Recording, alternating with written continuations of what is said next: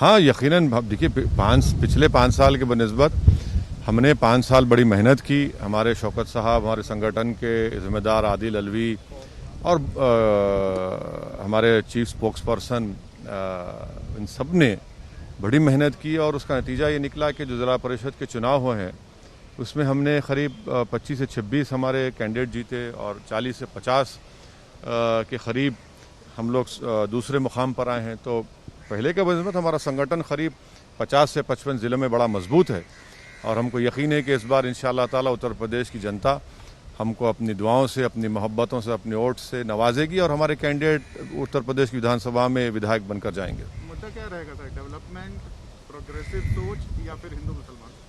अब देखिए, ये हिंदू मुसलमान की बात तो बीजेपी करती है। इनके लिए तो ये बता ही नहीं सकते ना डेवलपमेंट, क्योंकि कोरोना के सेकेंड वेव में पूरे देश में और ख़ास तौर से उत्तर प्रदेश में तो बीजेपी कहीं नज़र नहीं आई। और मैं फिर से कह रहा हूं कि सेकेंड वेव में 3 से 4 लाख लोगों की मौत उत्तर प्रदेश में हुई है। तो गवर्नेंस में नाकाम साबित हुए, महिलाओं के को सुरक्षा प्रोवाइड करने में नाकाम साबित हुए। हिंदू मुस्लिम की बुनियाद पर ही तो कानून बनाए जा रहे हैं कि कोई मज़हब तब्दील नहीं करेगा, कोई शादी करना है तो पूछना पड़ेगा, कोई खाना खाएगा तो पूछना पड़ेगा। तो ये तो बीजेपी कर रही है। अभी से ही योगी आदित्यनाथ पब्लिक रैली में और मंच पर ये बोलने लग गए हैं कि जो हमने वादे किए थे कि रामलला आएंगे, मंदिर वहीं बनाएंगे, और अब्बा जान और मुसलमानों पर टिक्का टिप्पणी करने लग गए हैं। क्या योगी आदित्यनाथ को ये बताना चाहिए कि उत्तर प्रदेश में मुसलमानों का जो लिटरेसी रेट 58% क्यों है, महिलाओं में सबसे कम मुस्लिम महिलाओं का क्यों है, ग्रेजुएट्स में 2% क्यों है, ड्रॉप आउट रेट में 5th क्लास से 12th क्लास तक 55% क्यों है। उन्होंने क्या किया एजुकेशन के मामले में बताइए। आए दिन दलित शेड्यूल कास्ट पर उन पर जुल्म होते रहता है, महिलाओं का रेप होता है। डेवलपमेंट उन्होंने क्या किया। सेकेंड कोरोना वेव में गंगा के ऊपर पानी पर लाशें तीर रही थी और आप कुछ ज़रा भी इंसानियत आपके सीने में नहीं है कि आप इसको अपनी गलती मानते हैं। आप कह रहे नहीं, वो तो तरीक़ा है लोगों का पानी में बहाने का, नदी के किनारे दफना देने का। लेकिन क्या आपको लगता है कि जिस तरीके से अभी से ध्रुवीकरण करने की कोशिश की जा रही है उसमें चुनावी मुद्दे देखिए, इसमें आपको और हमको ताज्जुब होने की जरूरत नहीं। बीजेपी तो करती आई और करती रहेगी ना।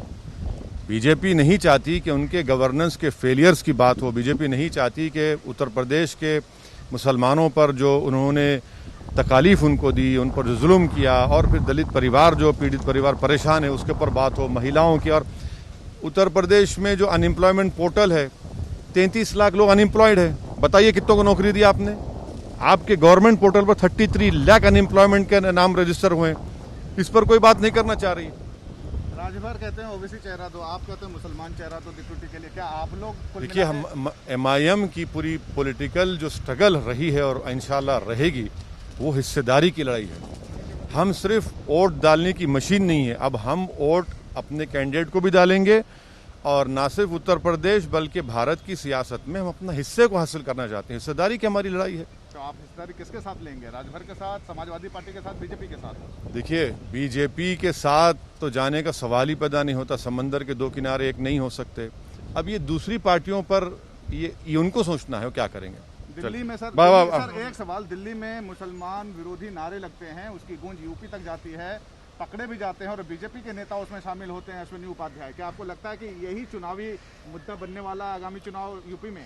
पूछिए बीजेपी से कि पार्लियामेंट से 10 कदम के फासले पर मुसलमानों को कत्ल करने की, उनको मारने की बातें की जाती हैं, उनको रुस्वा करने के नारे लगाए जाते हैं और पुलिस को एक्शन लेना पड़ता है 24 घंटे के बाद। ये संसद का साया वहां तक पड़ता है और आप उस साये में खड़े होकर आप इस तरह की गंदगी को बयान करते हैं। तो ये क्यों कह रहे हैं तमाम लोग? इसलिए कह रहे हैं कि उनको मालूम कि सत्ता में जो बीजेपी है वो उनके माई बाप है। एक आखिरी सवाल,